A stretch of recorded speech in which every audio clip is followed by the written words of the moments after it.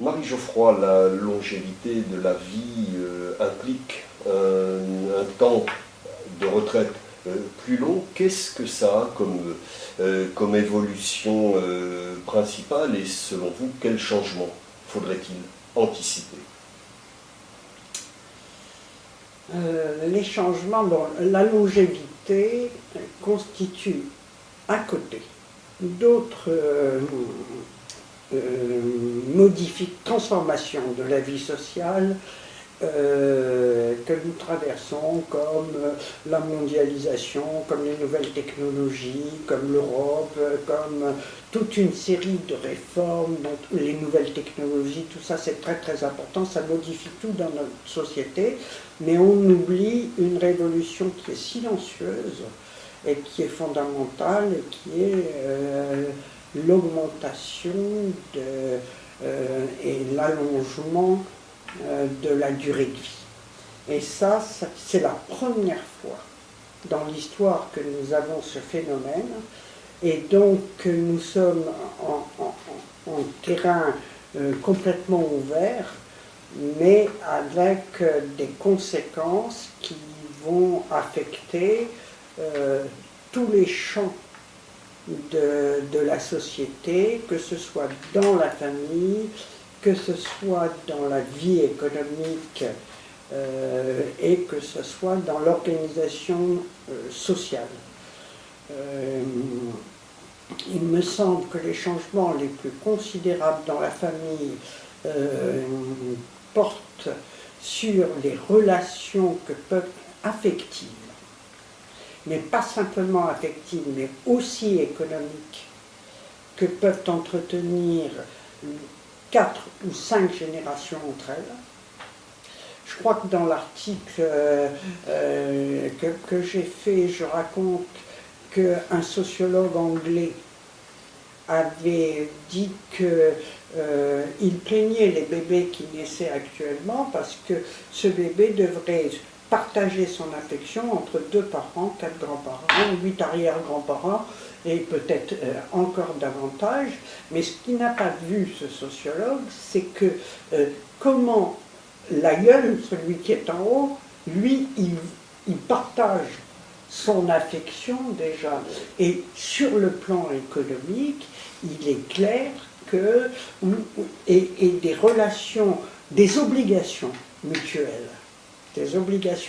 entre les différentes générations, nous nous trouvons à l'aube de quelque chose qu'on ne maîtrise pas, qu'on ne connaît pas. On ne sait pas ce que c'est qu'un arrière-grand-parent, à quoi il sert, quel est son rôle dans sa famille, qu'est-ce qu'on lui doit, et qu'est-ce que lui doit aux autres. On ne sait pas. Et c'est des questions qui ne sont pas évoquées, qui ne sont pas prises en compte. L'arrière-grand-parentalité, en dehors de quelques articles que j'ai pu voir, on n'en parle pas.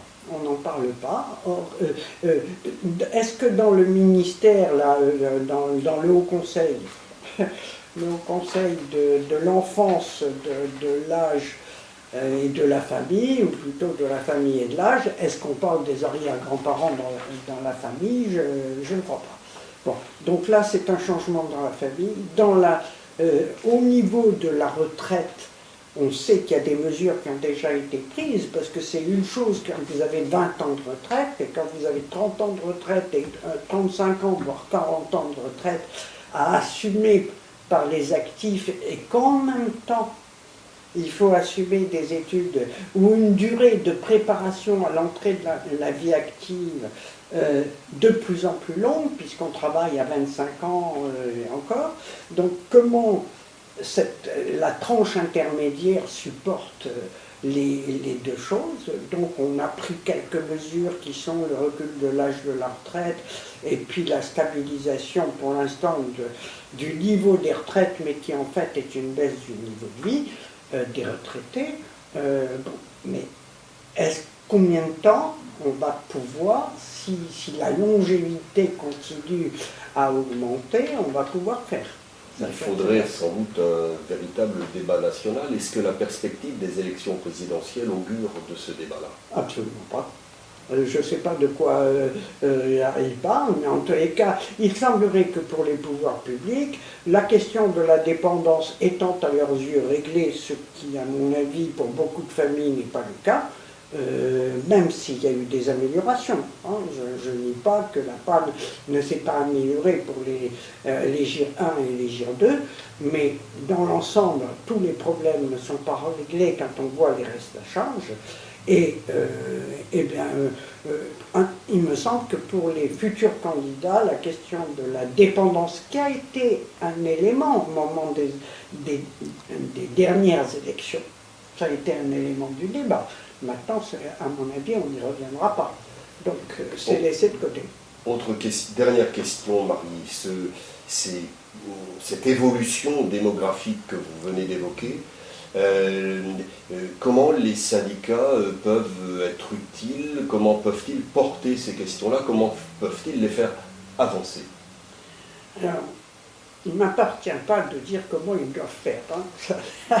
Ça c'est leur affaire. Peuvent-ils porter, ont-ils intérêt à porter ces questions?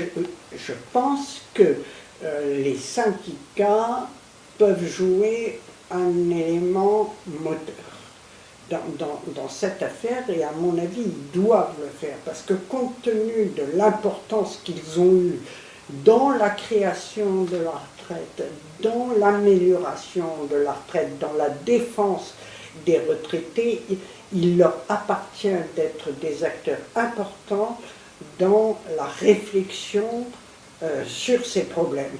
Et en tous les cas, des impulseurs, de donner l'impulsion de la réflexion, parce que les pouvoirs publics, eux, raisonnent pour l'instant sur du court terme et n'anticipent pas. Or, les syndicats ont souvent anticipé. Ils ont été dans la défense, mais ils ont aussi construit. Et il faut, à mon avis, qu'actuellement, ils se saisissent, pas tout seuls, ce n'est pas une affaire uniquement syndicale, ça concerne l'ensemble de la population, l'ensemble des générations. L'ensemble des générations, parce que tout est posé là-dedans. Les jeunes sont autant concernés sur leur devenir que les vieux sur la prise en charge de leur situation. Et donc, les syndicats, il faut qu'ils arrivent à se saisir de la question et à la poser au niveau sociétal. Il reste encore des acteurs qui peuvent le faire, quoi. Parce que si eux ne le font pas, je ne sais pas qui le font. Je vous remercie.